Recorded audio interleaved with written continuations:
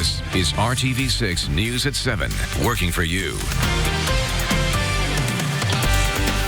And now at 7, a Storm Team 6 alert as we are tracking wet weather moving across our viewing area, falling temperatures, and a system that could bring some snow. Chief Meteorologist Kevin Gregory is tracking the timeline for all of this going on. Kevin. And we've got light rain and drizzle throughout the area. We've had some fog as well, but the operative word light will go to the northeast, and this is about ready to exit the viewing area, just rolling through Marion over to Hartford City. Most recently, you've had visibilities down to a quarter of a mile or less. Your visibility improves as that lifts to the north.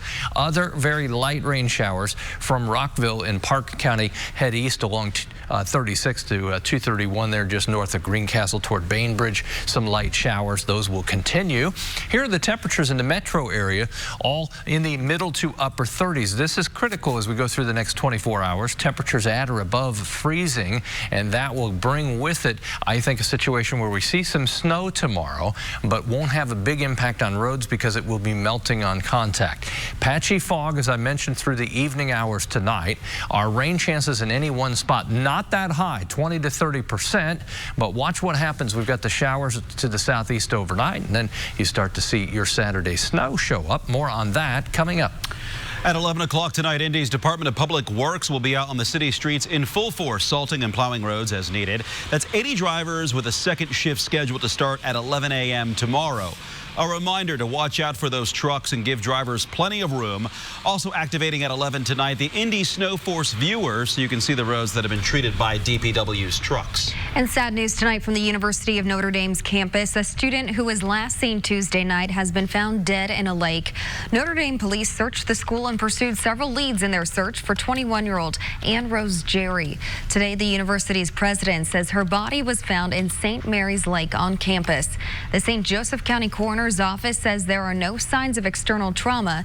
University police issued a silver alert for Ann Rose last night, saying they believed she was in extreme danger and may have required medical assistance. Tonight, RTV6 is looking into the safety of delivery drivers after a mother says she was robbed at gunpoint while dropping off a food order. This happened in Anderson on Monday night when Jessica Hedquist, a DoorDash driver, was dropping off pizzas for Papa John's. After some confusion about the delivery address, two boys flagged her down but said they forgot their cash.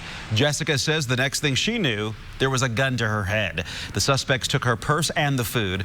Anderson police say this is a good reminder for delivery drivers to always stay cautious and call off the delivery if something seems wrong.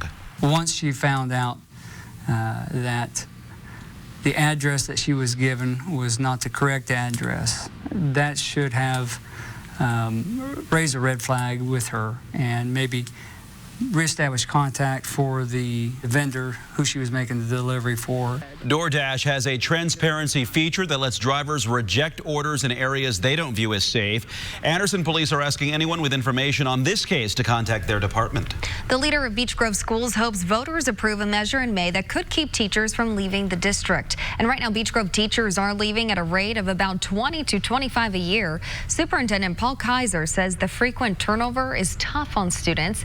He says teachers are leaving in part because Beech Grove cannot compete with neighboring districts when it comes to pay.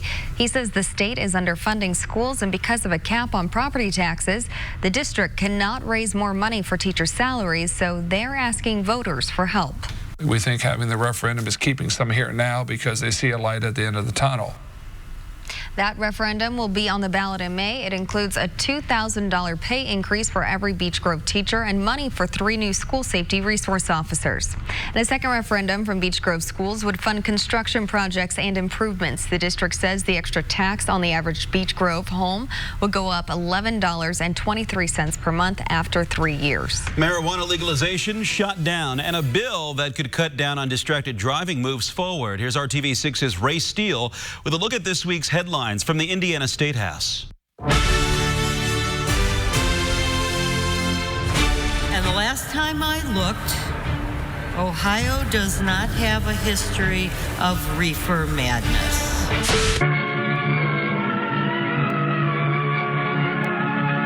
Regardless of what any other state does, don't expect any action on marijuana this session. Last week, Senate Democrats tried to light up interest in 2 marijuana bills. One from Senator Karen Talion would make possession of small amounts of marijuana legal. Another from Senator Greg Taylor would ban law enforcement from arresting someone who has marijuana on them if they have a lawful pot prescription from a state where it's legal. Neither bill will likely get a hearing before Tuesday's deadline to have bills through committee. Marijuana opponents did get to talk. After a while, marijuana won't be enough. You'll start looking for a bigger kick, and then a bigger one after that. No, not that guy. This one. Senator Mike Young. His bill would let the state attorney general prosecute some crimes if the county prosecutor declines to. It's likely a direct response to Marion County Prosecutor Ryan Mears. Last September, Mears said his office would no longer prosecute simple marijuana possession charges. This bill will get a committee vote next week. The prosecutor told us this in an email. The real issue is marijuana and the disproportionate impact our current marijuana policies have on people of color. This is a thinly veiled effort to avoid that discussion. Something else that did move forward this week is a bill that would ban you from holding your cell phone while you're driving. Lawmakers heard from several people injured or from the families of those killed by drivers distracted by their phones. Unfortunately, this lady got off scot-free. No ticket. Even though she admitted it to the police, I looked at a phone. Coming across 2 lanes of traffic is not looking at a phone for a second. The full House could take up the hands-free bill as soon as next week. With State House Roundup, Ray Steele, RTV6.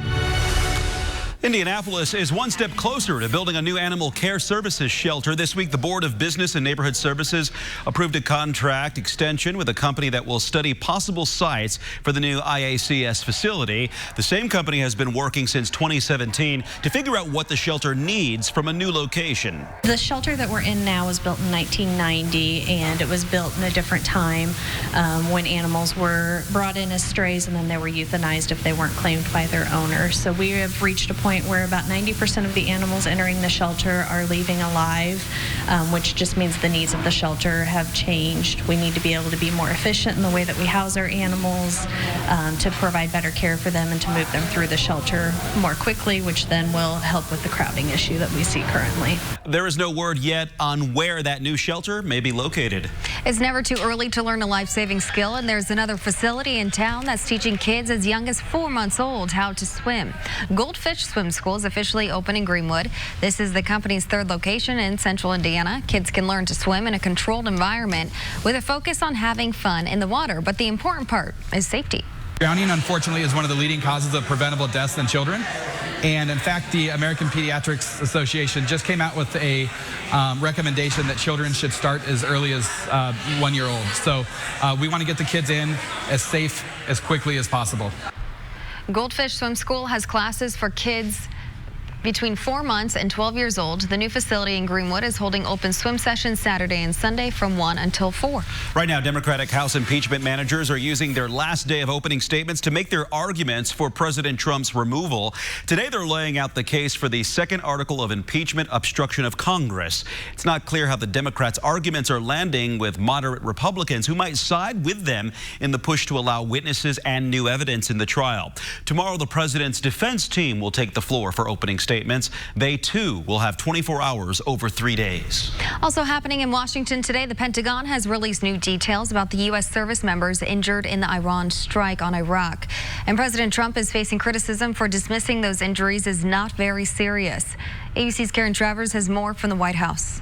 The Pentagon said today that 34 American service members have been diagnosed with traumatic brain injuries following the Iranian missile attack in Iraq. President Trump and the Pentagon initially said there were no injuries. A lot of these symptoms, they are late developing. They manifest over a period of time.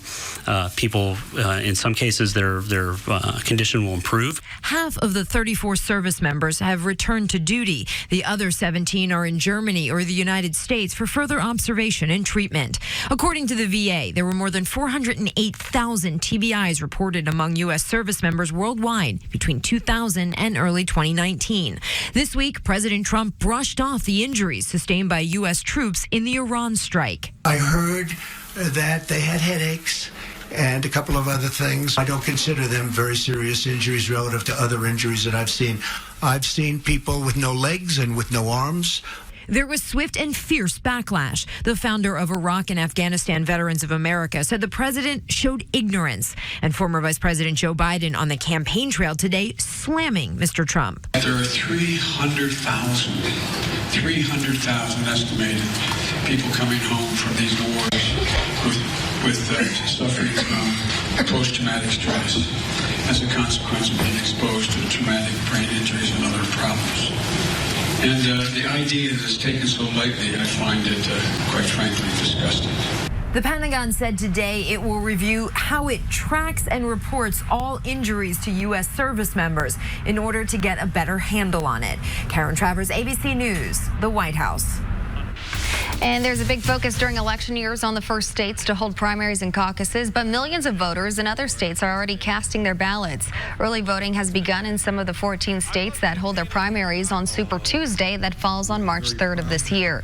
According to Ballotpedia, the winner of Super Tuesday primaries has gone on to win the party nomination in 17 of the last 18 races since 1984. Early voting for Indiana's primary begins on April 7th. Mark. The coronavirus is dominating health headlines, but the flu remains deadly in the U.S. A look at the latest numbers and how to protect yourself. Tied to technology, but good for the environment, how smart communities are making life easy and sustainable. Heart Association and RTV6. Welcome back. New technology is inspiring a growing housing trend across the country. Elizabeth Ruiz is looking into how smart communities are making life more efficient and sustainable. Set the downstairs temperature to 70 degrees. Sure, setting downstairs to 70 degrees. Tyson Helmich recently became the new owner of a smart house in a smart community. The technology obviously was a huge part of our decision. Every house gets 1 gig internet, and that's something we've ever experienced before. From high-speed internet to an automated coffee maker, smart homes are popping up throughout the country, and just how smart the home can be depends on how much you want to spend. The smart home features are highly dependent on your own investment. There's also technology outside of the home that's a part of the community, like irrigation sensors that can detect when grass needs to be watered, and street lights that are used to alert the community of a significant weather event or safety hazard. They have a little LED light on top of each one of them that can change colors. The definition of a smart community depends who you ask, but generally speaking, a smart community is really an innovative community looking for new technologies and partnerships with folks like Arrow to solve problems in a different way. Using the latest technologies, Tyler Sweedock with the Colorado Smart Cities Alliance says these communities can tackle problems that arise with transportation, air quality, water conservation, and energy efficiency. The most critical part of a smart community is connectivity. So this is our fiber room. Walker Hinshaw is the COO of Lumiere, the technology provider for a smart community in Colorado. He says fiber is the technology being used to connect everything in this community, making internet speeds faster than ever. Fiber is really that passive component in the system. And so as the electronics get better and better, we're going to be able to have faster and faster speeds out here. Tyson believes it's the future of housing, and he's looking forward to witnessing how it changes day-to-day life. As technology progresses, it is inevitable for it to make its way more and more into our homes. I'm Elizabeth Ruiz reporting. Coming up here on RTV6, with the flu going around and concerns about the coronavirus, a few tips to avoid getting sick the next time you fly, including what you should do about those pesky air vents, even if they're making you cold. And I'll take you through the hourly Saturday forecast. It includes this. The blue you see, light snow. We'll have your forecast straight ahead. Silverado 1500 pickups. This is RTV6 News at 7, working for you. A gloomy end to our work week, and we have some rain outside right now and possible snow on the way. Rain, drizzle. We've had fog. We've got a little wet snow day tomorrow. Yeah. So, you know, some days are not beautiful. They're that. They're black. Okay. Puddle Ducky is out here. The puddles have not been huge because we haven't had any real heavy rain today, but this month, as you know, has been overly wet, over 5 1/4 inches of rain. We'll turn to this, some light snow, and light is the word for tomorrow, an inch or less in most locations.